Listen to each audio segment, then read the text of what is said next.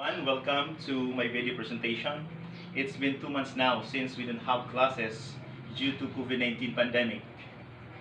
President Rodrigo Duterte approved the recommendations to the government's coronavirus task force to enforce general community quarantine in low-risk areas until May 15, particularly in northern Samar. He declared that areas under GCQ, the higher education institution, may continue classes to finish academic years and issue credentials to students.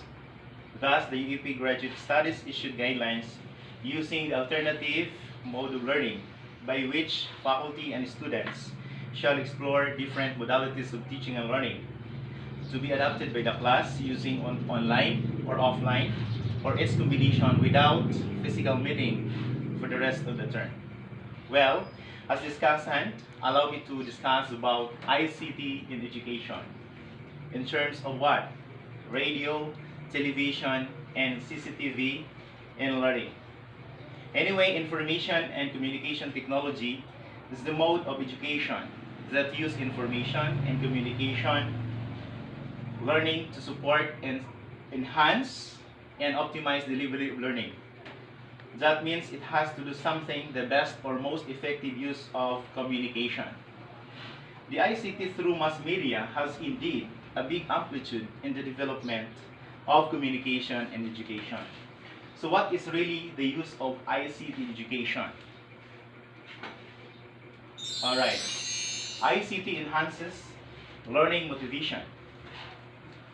ICT enhances teaching and learning process. It also enhances learning environment. ICT enhances also the quality and the accessibility of education. Alright, we have different types of ICT through mass media. The first one is radio and TV broadcasting. Alright. How have radio and TV broadcasting been used in education? This will be used for direct teaching. For example, substituting the teacher, as well as the school broadcasting as complementary of teaching and learning resources. The second one is teleconferencing. What is teleconferencing and its educational purposes?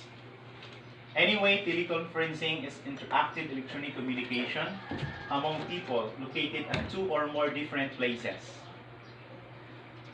So, with regards to the educational purposes, we have to facilitate discussions, to access remote experts, etc. And the other one is to provide direct instructions and support instruction.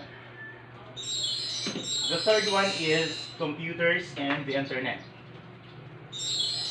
How have computers and internet been used for teaching and learning? So we have here, it can be used for what? Presentation, demonstration, and manipulation data. The use of information and resources of CD-ROM or online. For instance, encyclopedia, interactive maps, or etc. The other one is the use of curriculum-specific apps such as edu games, simulations, tutorials, and so on. Alright, what are the advantages of using ICT in education? The first one is ICT has a positive impact on students' performances in primary schools, particularly in English language and less in science. The second, schools with higher level of e-maturity show a rapid increase in performances in scores compared to those with lower level. The third one, schools with sufficient ICT resources achieve better results than those are not well equipped. So, worldwide research has shown that ICT can lead to improved student learning and better teaching methods. And the last one is, pupils are more motivated when computers and the internet are being used in classroom. So I really agree with this number 4. This is very evident. Alright.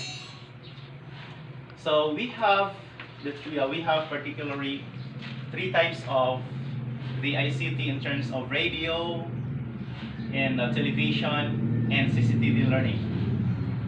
What is really the importance of radio in education? Okay.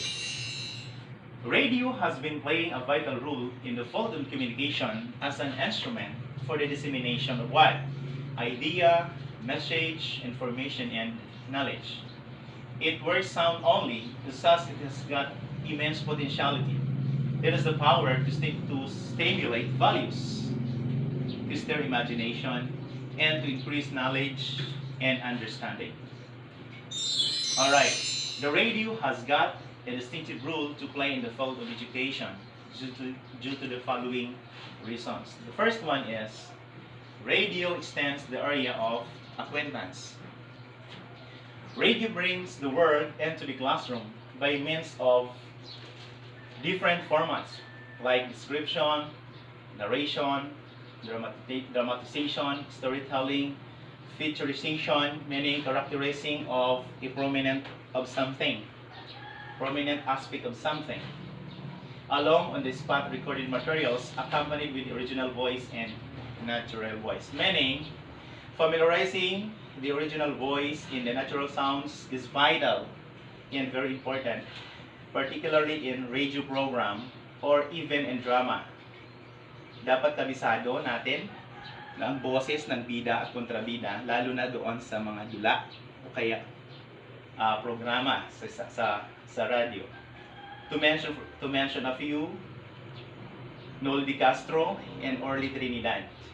Ito yung mga batikang broadcasters na madalas narinig natin sa radio program. Alright. The second one, it brings people of rare contributions. So what does it mean? Radio brings the people, dead or alive, to the classroom who have rare contributions to the society. Even normally, it is not possible only to the part of pupils to hear the voice of such people. In this connection, it is cited that the voice of the great scientist, inventor, or outstanding writer, poet, musician, explorer can be heard over radio, giving their experiences to the child. Alright. The third one, it places events of current nature. Radio presents national as well as the international events of current nature and thus keeps the pupils informative. The horizon of their knowledge expands. Radio carries the fresh information earlier than the same is found in the newspaper or magazine. Anong ibig sabihin nito? Mas maaga at presko ang pagbabalita sa pamamagitan ng radyo kaysa sa pahayagan. Na ipapabalita ng mas maaga sa radyo bago na ilathala ito sa isang pahayagan o bago natin nababasa sa isang magazine. Another one, number 4, it helps inculcating values. This is very important.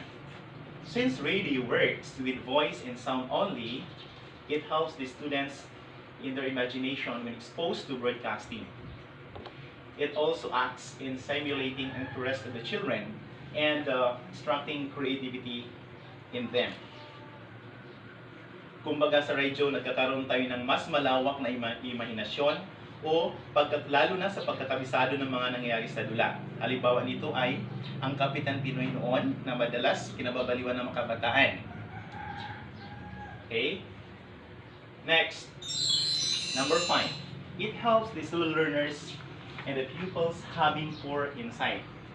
This is actually very evident, especially those learners or students who have poor sights. Alright. The pupils listen to the teachers in the classroom. They supplement the learning by going through books prescribed for the purpose. Since all children do not equally benefit from the books, they need the assistance of broadcasting. The learners having defective eyesight also get trouble while reading. For them, radio broadcasting becomes more helpful in their learning. So, ano ang ibig sabihin nito? Transmitting a program or information, especially those who have foresight in learners, will be very helpful rather than reading books. Okay, so yun ang malaking tulong ng radio. Lalo na daw sa mga may problema sa mata. Okay, so broadcasting becomes helpful or works better in learning, compared to reading books. Number 6, it teaches all subjects, particularly language and music. That means almost every subject can be taught through radio, but the radio is more suitable in certain subject areas such as language, teaching music, etc. These subjects are best taught through radio, even that of television. Halimbawa nito ay ang programang pangkalusugan na madalas natin naririnig sa radio, kung saan nag-imbita sila ng mga guest na halimbawa na kung saan ang guest ay magpapaliwanag sa tamang pamamaraan ng paggagamot at kung paano maiwasan ang sakit. Isa na rito ay tungkol sa mga halamang herbal kung saan nakakatulong sa ating pangkalusugan. Ito ay halimbawa sa larangan ng siyensya at pangkalusugan, health. Alright. The last one is it refreshes the knowledge of teachers. Alright? A broadcast program, when presented, carries the content more than that is what is found in the textbook. Pag sinabi natin program, it pertains to a planned series of future events or a series of coded software instruction to control the operation. Okay? So, yung tamang pagkakasunod-sunod ng programa o nilalaman nito ay mas komprehensibo o detalyado kumpara sa pagbabasa ng aklat. Yan ang ibig sabihin dito ng number 7. Alright. The program also does not cover single object. Instead, various subject areas come into the fold of broadcasting. Thereby, it helps the teachers refreshing their knowledge on various subjects. Yes, it's very important. It helps to refresh our knowledge or to enhance our knowledge, particularly in the different disciplines, different subjects. Even become in contact with the innovative methods and techniques, change of curricula to enrich their professional standards, as well as the quality of education. That is very important in broadcasting in terms of using radio. Alright, the next is television as an educational technology. What is really the role of education? What is really the role of television, in education? Alright, allow me first to define what is television. Television is an effective tool of expressing abstract ideas. Alright? Abstract ideas or concept. Abstract concepts are usually produced and conveyed with words. Besides this, in making abstract concept concrete, the role of animation and visual experimentation is very important. The limitation here is how to combine the text, which is involving information with moving views, animation, concrete ideas, utterances, and object-like features. Pag sinabi nating abstract concepts, it has to do with complexity or something that is difficult to understand. Okay? So, napakalaki po ng papel ng sinasabi ng television. Okay? Para mas lalo nating maintindihan. Paano? Malalaman natin ngayon. Alright. Television also, in learning process could be helpful in understanding abstract ideas directly. It is especially helpful for lessons like geography because it enables us to see whatever possible to see. So ngayon yung controversial ngayon ay tungkol sa agawan ng Pilipinas at ng China kung saan nababagit lagi yung West Philippine Sea. So bagamat mahirap intindihin kung saan ano bang sinasabing West Philippine Sea unless makikita natin o kaya i-feature ito sa television. para mas madaling maintindihan ng tao at mga manunood. Yun po ang ibig sabihin nito. It transfers the events or process through the time process peculiar to itself. In fact, a process that might require a long operation can be broadcasted that with main points in a short period of time. Yun ang sinasabi ko kanina. So hindi lang yung meron tayong naririnig, hindi. Mayroong mga supporting mga supporting representation, visual representation na hindi lang sinasabi because meron pa tayong nakikita kung anong ibig sabihin para mas madaling maintindihan ng mga manonood. It may grant positive motivations as attracting the learner's attention to a certain point or arousing attention with the movements of the cameras coming close, going away, and reflecting details. Okay. What is again really the role of television? The role of television in education.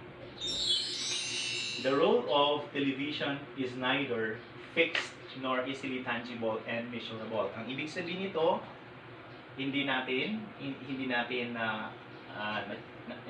nahawakan or it is infinite, no? This is immeasurable, no?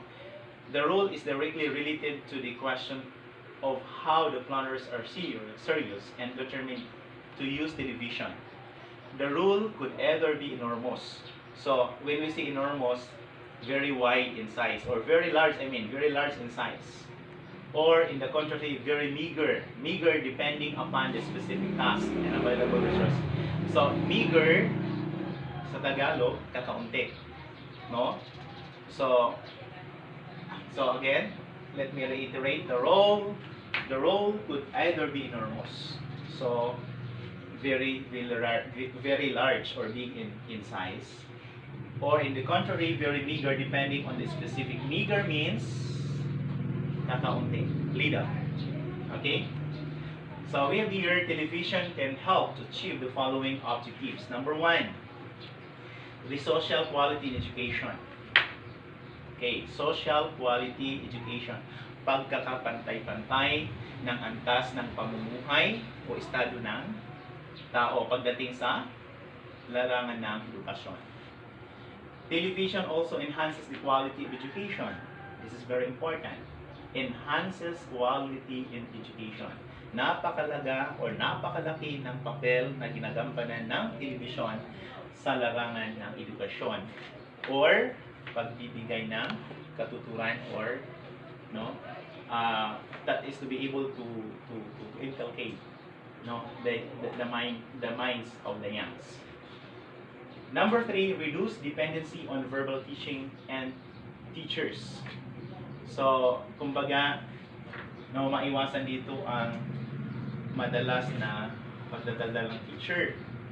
So, it may reduce more on utterances.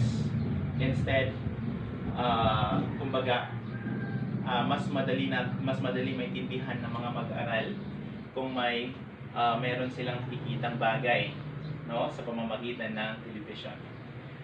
Number 4, stimulates learning. Okay? Stimulates learning. Or it motivates learning. Mas lalong maintindihan at mas lalong ma-encourage ng bata na matuto lalo sa loob ng paaralan. The last one is provide mass education opportunities. Anong ibig sabihin nito? Nowadays, we have a lot of the kind of mass education opportunities. For example, hindi mo na kailangan na pumunta sa isang lugar, but through, for example, blended learning or what we call as distance learning. So we can easily, of course, we can easily learn or enroll to some schools through distance learning or online teaching. Lalo na ngayon ay nasakit na tayo ng contagion kung saan the government has a restriction of not allowing physical classroom teaching, no? Or that is to implement the social distancing. Okay?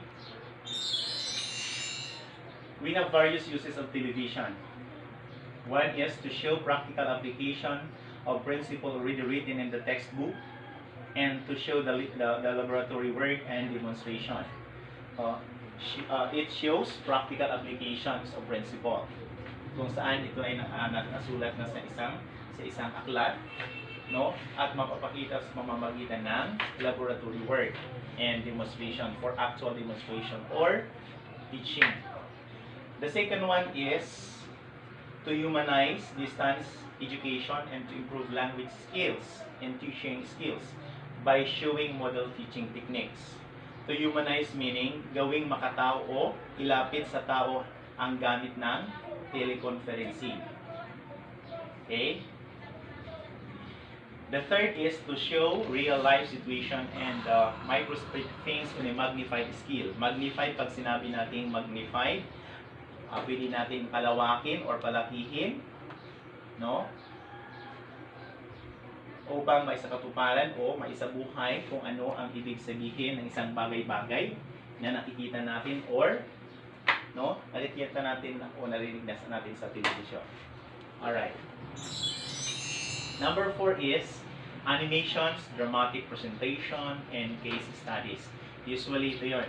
So meron tayong mga halimbawa nito, mga cartoonings, dramatic presentation, teleserye, and also case studies. No? So this is very important in case studies. Alright. The next one is CCTV and its role in education. Anong ibig sabihin ng CCTV? This is closed circuit television. Alright, CCTV protects from threats inside the school, such as proving or disproving accusation of sexual abuse, bullying from other children, or thief from teachers or staff.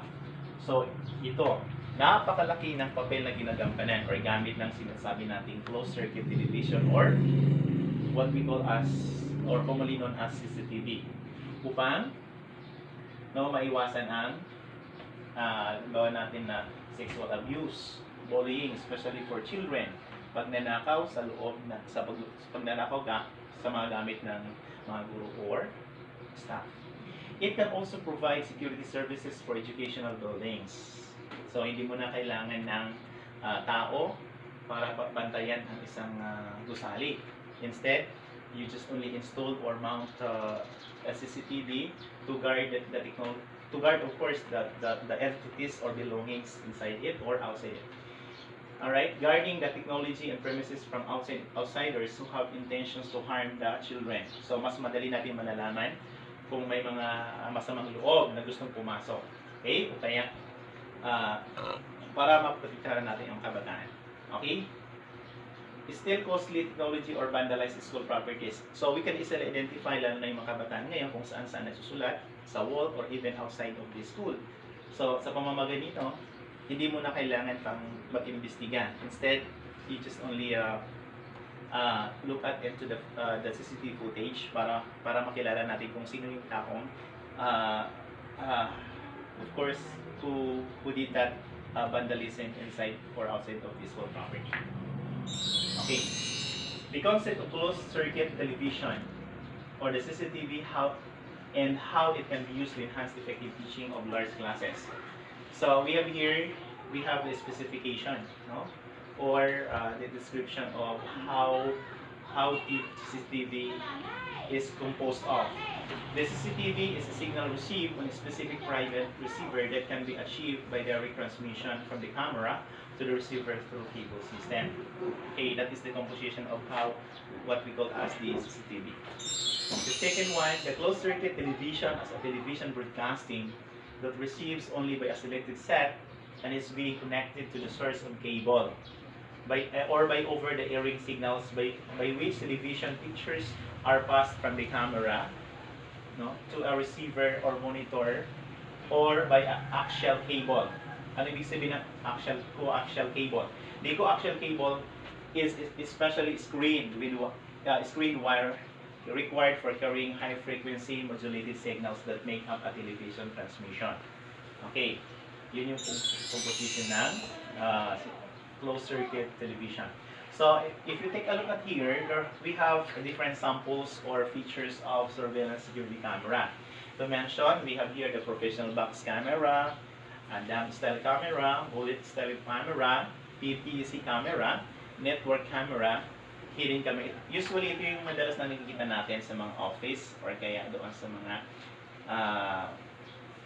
mga sa street. Gumagamit na rin sila ng CCTV para makatulong sa investigasyon, lalo na kung halimbawa may nangyayaring krimen, no, sa isang barangay o sa isang komunidad. So napakahalaga po ng papel na ginagampanan or gamit ng sinasabi nating CCTV. Alright, another information with regards to closed circuit television can be an effective to help a school to meet its obligation to provide safe and secure environment for staff and students and meet its duty to care obligation. I am very particular of mounting CCTV in school para mabigyan ng proteksyon ng ating kabataan. Of course, the school entities, no, as well. This obligation does not prevent the use of CCTV in schools for a legitimate and lawful purpose. So, ang gamit po ng pamilya ay hindi basta-basta na gamitin unless ito ay nanggagamit sa tama at alinsunod sa batas. Meron po tayong restriction. However, they do necessitate the department to implement strict practices associated with the operation of the CCTV and the management of the information collected through its use. Alright. Sabi ko nga kanina na dapat isa lang alang natin na hindi porke pwede kaya nating hindi po porke kaya nating bumili ng CCTV na pwede nating gamitin kung saan. Meron po tayong restriction or mga pamantayan sa paggamit nito. Okay? Ito po ay dapat alinsunod or meron tayong permit bago natin gamitin kung saan. Mamaya malalaman niyo kung saan natin pwedeng gamitin. What is specific areas where the CCTV can be used. Okay. So, dito po. Aside from I have presented a while ago, we have also different types of CCTV cameras. Ito yung iba't ibang klase ng cameras na nakikita natin. Alright. It costs a lot, right? Napakalaki ng pera na kailangan natin para makapag-produce o makapag-provide ng ganyan. But it helps a lot to give security, of course. No? For the sake of the school in particular, as well as offices and communities. Alright. So, when can a CCTV be used? Alright, this is very important. The use of CCTV in schools involves the potential collection of personal information. Any personal information collected through the use of CCTV can only be collected and used when. Alright, yung sinasabi dito, ang ibig sabihin nito is yung sinasabing yung footage, CCTV footage. Alright. Now, kailan natin pwede gamitin yung sinasabi nating CCTV or the closed circuit television? Now, we have here the guidelines on how to use it. Okay? There is a lawful purpose. Pag sinabi nating local purpose, dapat po meron tayong sinusunod na batas o meron tayong pamantayan, no, na sinusunod sa tama, no, which directly relates to the function of the school. Okay? For example, the provision of safe and secure learning environments that support the provision of high-quality education for teaching and learning. So, bago natin gamitin, kinakailangan dapat malaman muna natin kung ano ba ang purpose, no? Meron tayong sinasabing mga provisions. So, hindi po ba tayo basta-basta gumamit ng CCTV kung wala tayong pahitulot sa batas. Meron po tayong restriction dyan. Alright? Another one is the personal information is necessary to fulfill that purpose or is directly related to fulfilling that purpose. Alright. Now, we have here, CCTV must not be used for monitoring. Okay. So, ito naman po yung mga bagay kung saan hindi natin pwedeng gamitan or magmamount tayo ng CCTV. For what purpose? That is to avoid pornography and of course to secure confidentiality of some entities. No? Ito yun. Hindi po bawal po gamitin ang CCTV sa toilets. Okay? Pangalawa, change rooms. No? Yung bihisan lalo sa mga malls para maiwasan natin yung what do you call this one? Yung mga sensual na palabas. Diba? Kung saan dahil ngayon sa social media, madali nang ikalat, no? Ikalat yung mga mga unhuman behavior gamit ang CCTV. Pangalawa, sa classroom. Bakit hindi po kailangan gumamit tayo ng ng CCTV sa loob ng classroom? Siguro base na rin po sa kanina nabanggit ko, no, this is for confidentiality reason sa teacher at ganoon din sa estudyante. Unless kinakailangan. Kaya nga sinasabi ko kanina, bago tayo gumamit ng CCTV, mayroon po tayong pahintulot, no? Kailangan po natin humingi ng permiso sa law enforcement agency. Alright, staff rooms and offices. Ganun din po, no? Sa staff rooms and offices. Okay, hindi po pwedeng gamitin ang CCTV. Alright, so meron po tayong apat na mga bagay or lugar kung saan hindi po natin gamitin ang sinasabing CCTV gamit ang camera. Alright. Alright, we have here the management, use, and disclosure of CCTV footage. Pag sinabi po natin disclosure, ito po ay may kinalaman sa paglalantad o pagsisiwalat ng mga footage or mga kuha gamit ang camera, no? Na camera ng CCTV. Okay? CCTV equipment and data collected through its use must be managed strictly in accordance with the privacy law. So ito yon, dapat alam natin yung sinasabing privacy law. This is for what? For the safe and confidential reason. The second one is safeguards. Safeguards para sa kaligtasan which can be employed to protect personal information held at schools. Okay? Para po maprotektahan, no? Or mabigyan ng security ang eskwelahan. Okay? The second one, protocols for use, storage, and deletion of CCTV footage. Ito yun, hindi po tayo basta-basta mag-delete, lalo na limbawa may mga cases na kung kailangan kung halimbawa may nangyayaring investigation, may krimen na nagaganap, at there is an order or a permit from the Department of Justice para magkaroon ng ebidensya. Okay? Another one is guidelines for when footage can be disclosed and a special requirement for requests by law enforcement agencies. Okay? In terms of investigation of crimes, the agency or private entities can only issue file, no, or footage if there is a pertinent request or order from the court or law enforcement agencies. Okay, hindi po tayo basta-bastang magbibigay ng mga footage unless meron pong formal na request or order galing po sa court, no, sa korte, o kaya sa PNP, sa NBI, o mga sinasabi nating law enforcement agencies na maaring gamitin bilang ebidensya, no, laban sa krimen.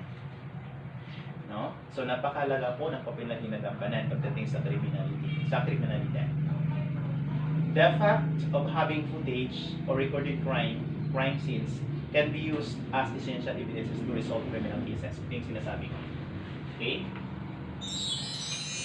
Okay. Now, before I end up my presentation, I would like to say something. It's been thinking about something. We have so many cool gadgets nowadays, the iPads, laptops, and smart mobile phones. So how come we can hardly even use at some school? Who decides that we, the people are supposed to learn, can even use the tools they're most comfortable with? Use of these gadgets is abbreviated to ICT, the Information and Communication Technology. In fact, many people believe that children learn much better by using ICT. Yes, I agree with this. But many local authorities struggle to provide these students with this. The problem is not the actual hardware. The schools are full of it. The problem is how to use ICT smartly to improve learning. Well, ICT is actually part of our curriculum, right? Bahagi na po ng ICT. No? That's why the teachers must incline, or of course must computer literate in terms of innovations, no? on how the teacher can integrate the ICT in terms of teaching and learning process. My question is, could we, a use of ICT smartly, improve learning, motivation, and then results? If we can do that, will we be better suited to create the knowledge, the best way in our future? So, paano natin gamitin ng mas kapakipakinabang, na mas may makulugan ang paggamit ng sinasabi nating produkto ng ng social media or mass media, no? So base doon sa discussion natin kanina, so if we reiterate, napakalaki po ng papel na ginagampanan ng tatlong ito. Una yung radio, pangalawa yung television, and the CCTV in learning. Okay, thank you. That's all. God bless us. Keep safe and stay home.